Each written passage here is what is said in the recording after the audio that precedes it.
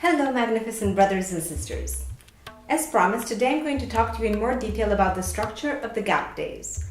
Gap days, or Galactic Activation Portal days, are 52, as I've explained before, and they are the green-colored kins in the Tzolkin, which look a little bit like two pyramids united by a diamond-shaped crystal in the middle. On these days, the veil in between worlds and dimensions is more thinner than usual. Activation and amplification are key words to describe them. Whatever you are feeling on these days will be amplified, whether it's positive or negative. They are days for activating and manifesting, helping us become conscious co-creators of our reality. So, like I said, gap days are fascinating, and what fascinates me the most about them is that if you add the number of tones in the four corners of the Tzolkin, which are gap days, we have 1 plus 7 plus 7 plus 13 equals 28. And if we move further down, adding the next four corners, moving diagonally towards the center, we have 9 plus 13 plus 1 plus 5 equals 28.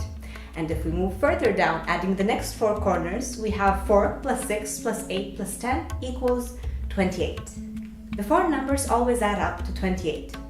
28 is a very interesting number which can be interpreted as the lunar energies vibrated by the number 2, representing duality, merging with the galactic energies represented by the number 8, which is also a symbol for infinity. Also, 2 plus 8 equals 10, 1 meaning unity, and 0 meaning power or completion. 28 is, of course, the number of days in the lunar cycle. And 28 is also the sum of all the numbers up until 7, which is another key number in the Mayan calendar, meaning 1 plus 2 plus 3 plus 4 plus 5 plus 6 plus 7 equals 28.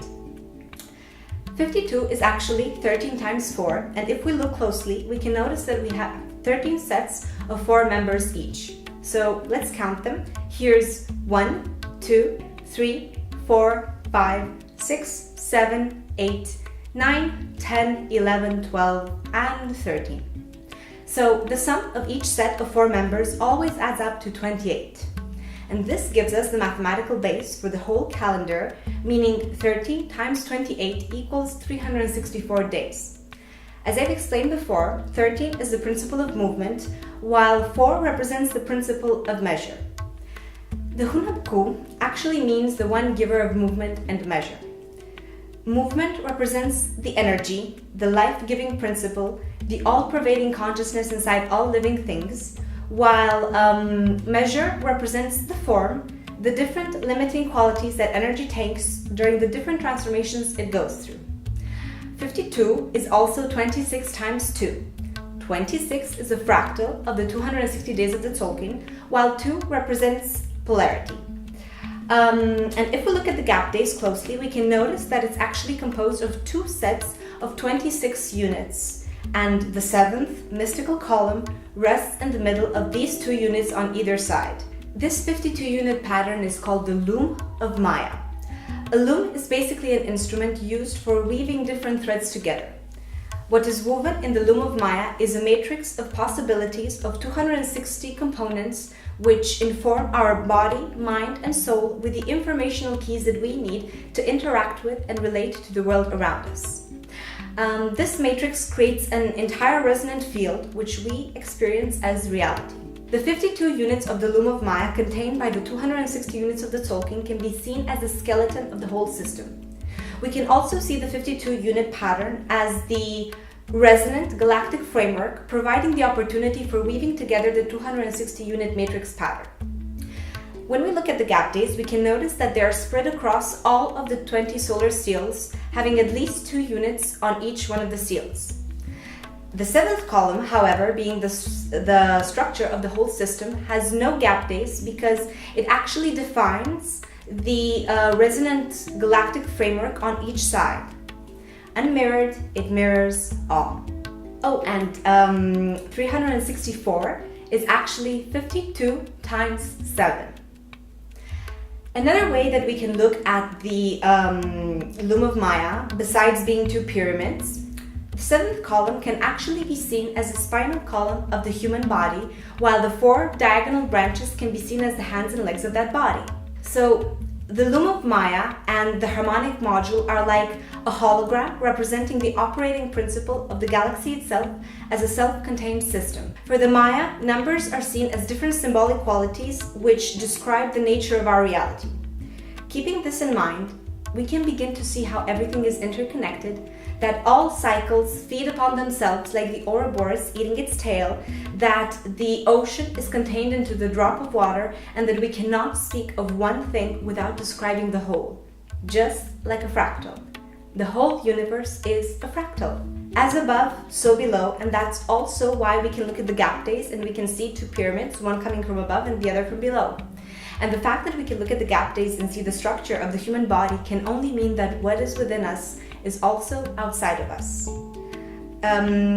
The operating principles of the galaxy and the universe itself can be found in our own little self-contained system, which only goes to show that we are not separated from the whole, but we are part of it. Also, if we look at the gap days, we can see that on either side of the seventh column, we have 10 gap days, one after the other. And they're happening during the red serpent and the yellow seed wave spells. Those will definitely be felt as intense wave spells by most people.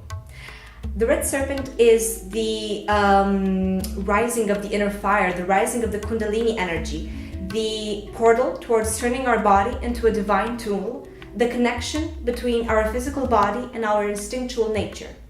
And the yellow seed represents the manifestation of our deepest dreams and desires of our soul. The seed, which contains all of the information of the whole it can turn into, just like an acorn contains all of the informations of the oak it will turn into, the power of growth and manifestation as co-creators of our reality. So this can be interpreted as the red serpent is the portal through which we can turn our body into a divine instrument, and we can send all of our life force and energy up through our spine, which is represented by the seventh column, so that we can begin manifesting and co-creating our reality. Do you remember when we talked about how the great cycle is composed of 13 baktuns? Well, a baktun is actually composed of 20 katuns. So that gives us 13 times 20 equals 260 katuns. But a katun is composed of 20 tuns, so that gives us 260 times 20 equals 5,200 tuns. So 5,200 is actually a fractal of 52, a fractal of the Loom of Maya, which is a compression of the galactic harmonic. And of course, since the fractal carries all the characteristics of the whole, the 5,200 tuns can be broken down into 260 units of 20 tuns each, or 13 units of 400 tuns each. So basically, we can say that all matter arises from this geometry based on the matrix numbers of the 1320 frequency. That is exactly why, since we have entered the 1260 artificial timing frequency, we have become so disconnected from everything that's happening around us. Everything on this planet operates within the 1320 timing frequency. We are the only being on this planet who are fighting against the natural currents of life. If we look at our planet's history, we can very easily notice how people have this pattern of being very resistant towards change and new ideas.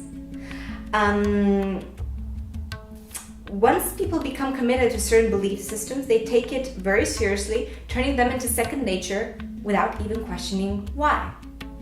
Why are we the only species on this planet to destroy its habitat? Why are we causing so much harm to other beings and to ourselves? Why are we living so out of touch with the natural cycles of time and nature? Why are we using an irregular calendar which makes no mathematical sense? For a long time, people thought that everything revolved around the Earth. At the early stages of the scientific revolution, Galileo and Kepler proved that was not actually the case, and that the Earth actually rotates around the Sun, and they got in trouble for it. In those times, people were burned at the stake or persecuted for even believing such blasphemies. Sometimes people become so attached and over-identified with their beliefs that anyone who contradicts them or threatens to shake things up a little are perceived as a threat. People on this planet have gone as far as waging war against those who had different beliefs. And our planet's history is full of such examples where the truth was first ridiculed or considered heresy, only to be later accepted by people as truth. Just because things have been done in a certain way for generations before us doesn't make them right. Slavery was seen as something normal on this planet, but nowadays we know better. In the last 500 years, since the beginning of the scientific and the industrial revolution, we have basically destroyed all of the sacred balance on this planet. But ancient cultures all over the world have been using a 13-moon calendar for thousands of years, living in harmony with nature. An irregular calendar having an uncertain meaning and logic to it will program the mind in precisely that way. But when we have a harmonic, mathematical, and fractal calendar, this only opens up our mind towards harmony and beauty. So that's it, guys. On the 11th of May, I will be having a workshop here in Bucharest, Romania, introduction to the 13-moon calendar and the Tzolkin. There are still a few spots left, so if there's anybody interested, you can register on my email. Also, on the 26th of May, I will be having the same workshop in London, and also you need to register for that. So if there are any questions about the 13-moon calendar, or for decoding your galactic signature and finding out your kin, or for participating at these workshops, and also keep in mind that the Women's Circle happening in Norwich, we still have some spots left for that. Yeah, so I wish you all a transformative day in Lak'Ech.